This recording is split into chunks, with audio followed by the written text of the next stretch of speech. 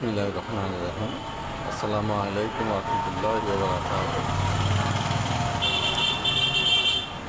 কিছুক্ষণ আগে দোকানে আসলাম, আসার পরই মাত্র পেশার আদান দিছি। আমি এখন দোকানে বসে আছি। আজকে একটা অ্যান্টিবায়োটিক সম্বন্ধে একটু কথা বলবো। আমরা প্রত্যেকেই কোনো না কোনো জায়গা থেকে অসুস্থ হইলে ডাক্তার কাছে যাই।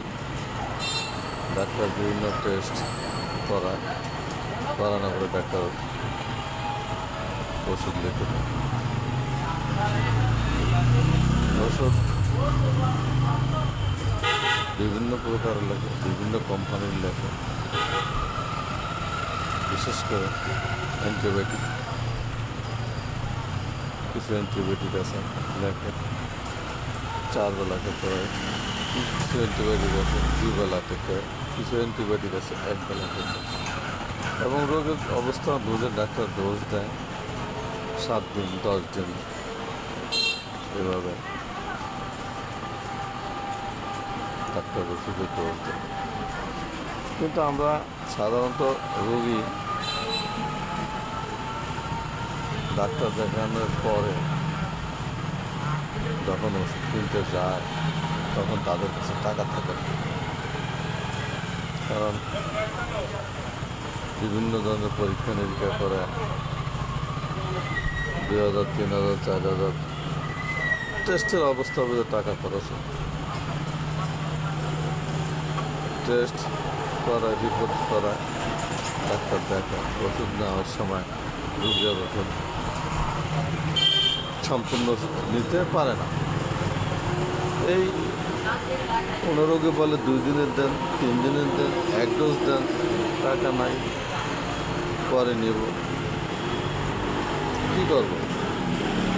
তার কাছে যেভাবে রকম টাকা আছে সে সেভাবেই তো কথা বলবে, এটাই নিয়ম। যাই হোক, আমি রোগীদের জন্য বলতেছি, আপনারা যে পরিমাণে টাকা আছে ওষুধ কিনে সমস্যা নাই, কিন্তু আপনাদের যে অ্যান্টিবায়োটিকটা লেখছে ডাক্তার, সেই অ্যান্টিবায়োটিকের ডোজ কমপ্লিট করবেন, মানে শেষ করবেন। মাঝখানে গ্যাপ দেওয়া যাবে না। এই দেখেন, একমি কোম্পানি একটা অ্যান্টিবায়োটিক, আরএসএমজি, সেফুরোক্সিন গ্রুপের ওষুধ, এটা একটা অ্যান্টিবায়োটিক। এটা যে কোম্পানির হোক, আমরা অ্যান্টিবায়োটিকটা 1 ডোজের টাকা আছে 1 ডোজ কিনেন, কিন্তু পরবর্তী ডোজ মার দেওয়া, গ্যাপ দেওয়া যাবে না। যেভাবে ডাক্তার লাগছে সকাল বিকাল, অথবা ডেলি 1টা, অথবা ডেলি 3টা, অথবা ডেলি 4টা, যে ওষুধের যেরকম ডোজের নিয়ম সেভাবে ডাক্তার লাগছে, আপনারা সেভাবে ডোজটা কমপ্লিট করবেন। একটা অ্যান্টিবায়োটিক যদি আপনি 7 দিন লেখে, সকাল বিকাল 2 বেলা লেখে, 7 দিনে 14টা, আপনি 1 দিনের পারছেন কিনছেন, নেন, কিন্তু পরবর্তী দিনের সকালের ওষুধটা আবার 1 দিনের কিনেন, টাকা থাকলে 2 দিনের কিনেন, কিন্তু গ্যাপ দেওয়া যাবে না। অ্যান্টিবায়োটিক আপনি 5 দিন খাইছেন, সকাল বিকাল এভাবে 5 দিন খাইছেন, মাঝখানে গ্যাপ দিলেন 1 বেলা, তাহলে টোটাল ওষুধ অ্যান্টিবায়োটিক ডোজটাই মার গেল। একটা অ্যান্টিবায়োটিক যখন ডাক্তার লেখে, এক একটা ওষুধের এক একটা নিয়ম দেখা যায় সকালে বিকালে।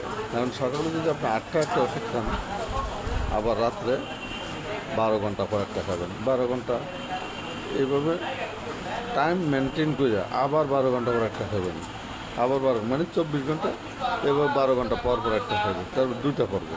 তো ওইভাবে টাইম মেনটেন করে ওষুধগুলো খাবেন, ডোজ যাতে মাইন্ড লাগে। যদি ডোজ গ্যাপ হয়ে যায় তাহলে আপনার আবার নতুন করে অ্যান্টিবায়োটিক খাইতে হবে, এবং নতুন করে অ্যান্টিবায়োটিক খাইলেন, আবার 2 দিন খেলেন, ডোজ মার গেল। অ্যান্টিবায়োটিকের ডোজ এভাবে যদি আপনারা মার দিতে থাকেন, এটা রেজিস্ট্রেট হয়ে যায় শরীরের ভিতরে, তখন আর আপনাদেরকে অ্যান্টিবায়োটিকে কোনো কাজ করবে না। মনে করেন সেফোরোক্সিম গ্রুপের ওষুধ দিয়ে ডাক্তার ট্রিটমেন্ট করেছে, আপনারা ওষুধ সেই ট্রিটমেন্টের নিয়মমাফিক ওষুধ খান না। এখন ডাক্তার লিখে দিছে 5 দিন খাইলেন, আবার একটু ভালো হয়ে গেছেন, আপনি ভালো দেওয়ার পরে অ্যান্টিবায়োটিক ওষুধটা আপনি 5 দিন খাওয়ার পরে আপনার মনে হইল যে আপনি সুস্থ হয়ে গেছেন, বা 6 দিন খাইলেন সুস্থ হয়ে গেছেন, কিন্তু আপনি ডোজ পুরা করেননি। আপনার আবার 1 মাস পর বা 2 মাস পর 15 দিন পর আবার ওই সমস্যাটা দেখা দিল। আরে ডাক্তার তো আগে ওষুধটা লিখছিল, কাগজ তো আমার কাছে আছে, তাহলে আমি দোকানে যাই আবার এই জায়গা থেকে অ্যান্টিবায়োটিকটা কিনে খাই। সেই জায়গায় আবার আপনি খাইলেন, খাওয়ার পরে দেখা যায় 5 দিন পর আপনি সুস্থ হইলেন, কিন্তু এক সময় এটার যে ভারী কোনো রোগ যদি আপনার হয়, তখন আপনার আর অ্যান্টিবায়োটিক ওষুধে কোনো কাজ করবে না, কারণ আপনার শরীরে রেজিস্ট্রেশন হয়ে গেছে, কারণ আপনি ডোজ পুরা কমপ্লিট করেন। তাই বলছি, ডাক্তার ওষুধ লেখার পরে অন্তত অ্যান্টিবায়োটিক ওষুধটা আপনারা ডোজ কমপ্লিট করবেন। এইটাই আমার বলা আজকে। আল্লাহ হাফেজ। আসসালামু আলাইকুম ওয়া রাহমাতুল্লাহি ওয়া বারাকাতুহু।